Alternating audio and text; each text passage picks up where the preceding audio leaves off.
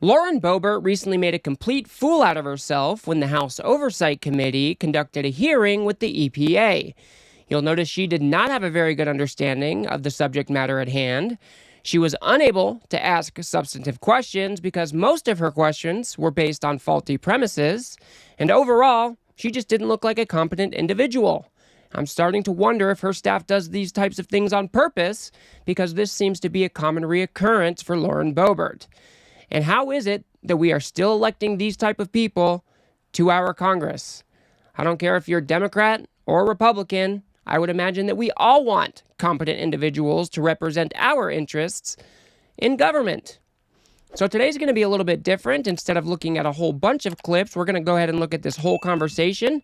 I will be doing it in 1.25 speed in the interest of not being here for too long. But let's go ahead and kick things off. Lauren Boebert is having a conversation with the administrator of the EPA. His name is Michael Regan. Thank you, Mr. Chairman. Administrator Regan, is it true that the EPA has never obtained formal authorization legislation from Congress? I'm sorry? Is it true that the EPA has never obtained formal legislation, authorization legislation from Congress? It's never been authorized by Congress. EPA is not authorized by Congress? I'm asking you. I thought EPA was authorized by Congress. Well, the EPA is not. The EPA has never been formally authorized by Congress. So I'm not exactly sure what Lauren Boebert is talking about. I don't know if she's playing a semantic game or if she's just completely uninformed. But the National Environmental Policy Act was signed January 1st of 1970. This required agencies to evaluate the different types of impact we had on the environment. Later in that same year, Richard Nixon, a conservative by the way, announced his intentions to establish the EPA. He wanted to combine a whole bunch of agencies together into one agency. So he sent a reorganization plan to Congress, and they deliberated over it. In the summer of 1970, they conducted hearings about it. And then in late 1970, they passed the proposal, creating the EPA. The first administrator took oath of office in December of 1970. And then the Clean Air Act was signed on the last day of that year, the Clean Air Act of 1970, which delegated a whole bunch of authority to the EPA. So I'm not exactly sure what she is talking about. She is just 100% wrong here. Let's go ahead and continue. However, this agency has imposed over $1.3 trillion in regulatory costs since the Biden regime took office. I tried to look for this figure, $1.6 trillion in regulatory costs. Was not able to find it. If somebody is able to find that figure and can shoot it to me, I'd be more than happy to look at it, but I was not able to find it.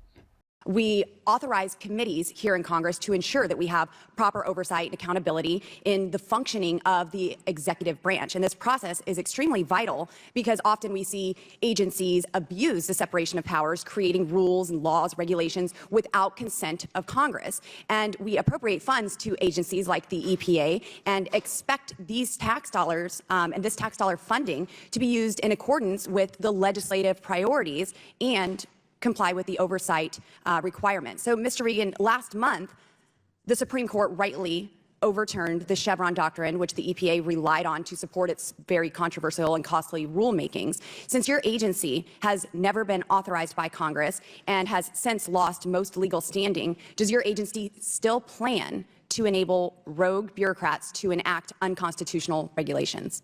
I'm not quite sure I follow you. You're saying that... I'm saying the Chevron doctrine was overturned by the Supreme Court. We have no authority? I'm saying you've never been authorized. Wait, hold on.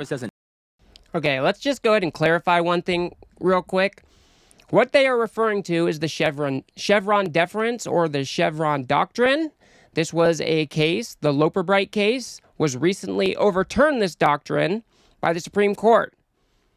This Chevron doctrine stated that if there was any ambiguity in the law, that the agency responsible for carrying out those laws would be responsible for interpreting those ambiguities. Lauren Boebert completely does not understand what the ruling was or its impacts. But let's go ahead and keep on going really quick. delegate authority for us to do the regulations and the business and the policy. So since 1970. So the Chevron doctrine, where you have created all of these rules under that have been proven to be unconstitutional. This is just factually incorrect. The Supreme Court did not say that these rules were unconstitutional. This was not a constitutional matter. They are basically taking power away from these agencies to create laws based on their expertise, or rules for laws based on their expertise. The court said, no, we don't like that, and now it will be up to federal courts to decide how those ambiguities will be solved or interpreted. So that's what actually happened.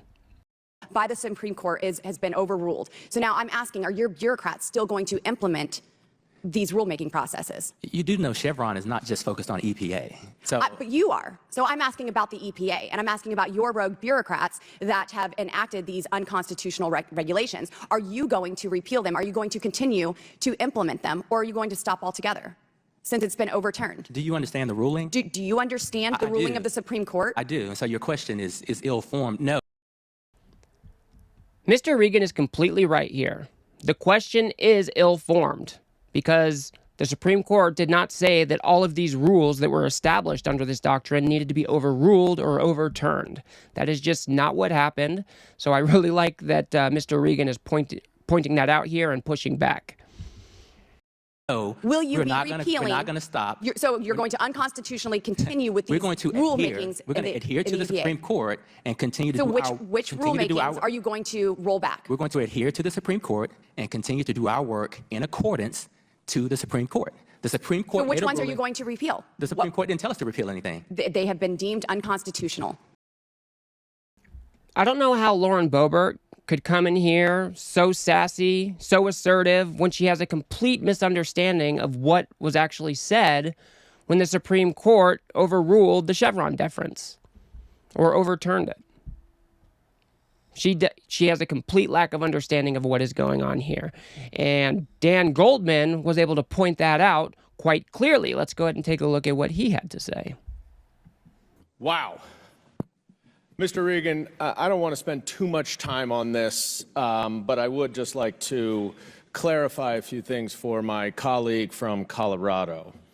The Loper-Bright ruling, as you know, said that the courts should not defer to agency rulemaking if a statute is ambiguous, and instead the courts get to determine whether or not what the statute means. Is that your understanding as well? Absolutely. Okay, so that would not require any regulations to be reversed or overturned, correct? Correct. That is a more accurate representation of what actually happened. Instead of these agencies making these rules, it will now be the court's job to make these rules. This is a huge power grab from the federal courts. Instead of deferring to experts to interpret these laws using their expertise, it will now be the court's job to write these rules instead. So I'll be very curious how this plays out. This was a 40-year precedent that was overturned, and I am skeptical that the courts will be able to do as good a job as somebody like the EPA or other federal agencies that have experts to establish these ambiguous rules. So I'll be really interested to see how that plays out. But let's go ahead and get back to Lauren Boebert. No. Absolutely, they have. This was a huge victory. And, even in our appropriations bill in the House this year, the funding has been reduced by 20%. I would argue that it needs to be reduced by 100%. But in this, it's because of these radical Green New Deal policies that jeopardize domestic energy development and overload America's power grid and raise costs on American consumers and businesses. So with the EPA and these overreaching regulations, do you have any intent on working with the House majority to lower energy costs and produce more reliable and affordable energy? Let's just stop right there really quick. Lauren Boebert wants to say that the EPA should be defunded 100%. And I'm really getting tired of these elected Republicans using this type of rhetoric to undermine and undervalue many of our federal agencies. The government is not bad just because it is the government. The government is carried out or staffed by people like you and me, common Americans. So I'm really not digging this rhetoric from Lauren Boebert. She wants to talk tough, but as you'll see in a moment, she's more than willing to take EPA dollars when it comes to people in her district, but when the cameras turn on, she wants to play big girl, or whatever you'd call this, and try to say that these agencies need to be 100% defunded. Get rid of them, burn them all down. Let's go ahead and continue. If you look at our rule, we are producing reliable, affordable, diverse. I think America's Americans' wallets would disagree with that. I mean, the Biden administration, if they continue under Obama's administrative policies, this regulatory pace for a full 8 years, the cumulative cost of this administration's rulemakings would exceed $60,000 per household. And as you know, the Biden administration reversed President Trump's successful deregulation by executive order. So this is another thing I wanted to touch on. We can all think of regulations that are good. There are many regulations that are bad. Regulations aren't bad just because they're regulating something. I, for one, want regulation that establishes some guidelines for companies not pollute the air. I want my cars to be clean enough where they're not poisoning the humans using them. I want to make sure that companies aren't allowed to seep toxic chemicals into our water supply and poison Americans. These are regulations that should be in place. This is a balancing act, right? We want to look out for the most amount of people while causing the least amount of burden. But I'm really not digging this rhetoric from Boebert either. She's basically saying that no regulations should exist, or at least that would be the natural end to what she's saying here. Well, Trump was successful in turning back a whole bunch of regulations. But maybe we can do a video on this later. Many of those regulations that were overturned or rolled back are now causing damage to our environment. And this will have impacts on the American people.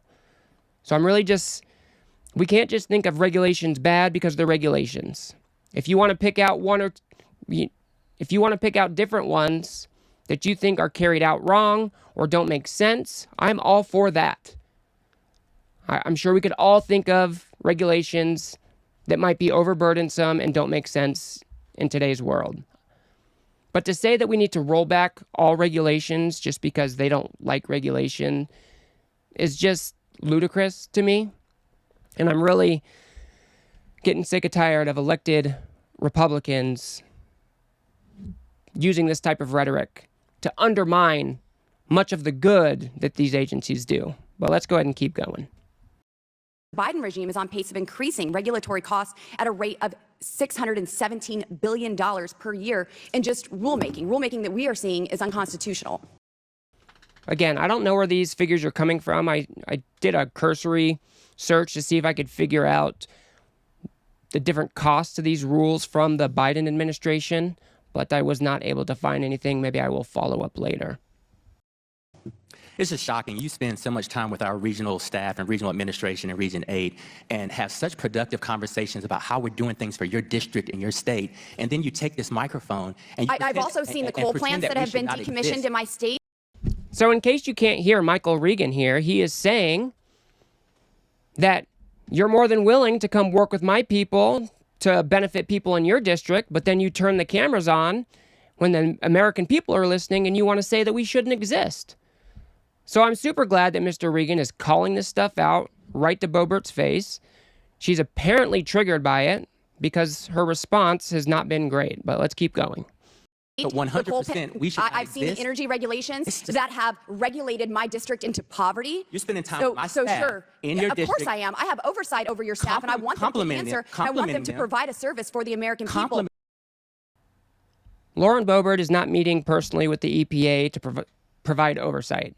She's meeting with the EPA to get some of those EPA dollars directed to her district. So this is just a mismatch of what they're actually talking about here. But there are so much. Yes, there are some things that have been done well, but not everything. 100% when we have $617 billion per year in rulemaking, that is absolutely absurd. When you are taking our affordable clean energy and regulating it out of existence and killing these good-paying jobs in my district, yes, I have a problem with that. Sure. Yeah. My time has expired, and I yield. So I think this is just a bunch of performative garbage from Lauren Boebert. She didn't bring much of substance to the conversation. She wants to supposedly abolish or get rid of the EPA, even though the EPA has given $8 million for former industrial site cleanup to Colorado. They've given $73 million to upgrade water infrastructure to Colorado. And they've also given $156 for solar in Colorado. So it's really quite rich that when the cameras go on, Boebert wants to act like she wants nothing to do with the EPA, needs to be burned all down. I think it's quite pathetic, and we should be expecting more out of our elected leaders. And Jasmin Crocket did a great job bringing up this exact point. Let's see what she had to say. Finally, when we look at where this money is going from this administration, Rep. Jordan's district got $500,000. The chair's district got about $1.6 million in EPA grants. Rep. Green's district got $500,000. Rep. Luna's district got $300,000, and Rep. Perry's district got $1 million. So for Republicans that may feel a way about EPA and it allegedly pushing a woke agenda, I just want to know, can we get the money back? I'll yield. I love this energy from freshman Democrats and people new to the House and Senate. I love that these people are pushing back and calling out Republican hypocrisy right to their face on the Senate and House floor. I think this is excellent, and I think we should see more of this day in and day out. We need to start getting back to a shared understanding of reality. That means that we all need to be operating with the same set of facts. And what we saw from Lauren Boebert here was not that. And it's quite disheartening that people like her can get elected to Congress when they just want to do this performative garbage when they get on the floor. I think we should absolutely be expecting more out of our elected officials. And I'm just really irritated that they just use the burn it all down rhetoric, even though they're more than willing to take federal dollars when it benefits them. Why not work with the government to build a future for all Americans? That is what we should be doing. Like I said, the government is made up of regular Americans. These are our people. We should all be working together for a shared vision for the future. And it's people like Lauren Boebert that prevent us from making progress here. So we just need to expect better from our elected officials. But that's going to do it for me on this one, folks. If you got anything out of this video, if you could remember to smash that like button and hit subscribe. Maybe share it with a friend or two. I'd very much appreciate that. If you think I got something wrong, or if you disagree with me about something, let's hash it out in the comments below. And if you want to learn why I think the Supreme Court is ruining America, go ahead and watch that video on the screen now. And I will see you guys on the next one.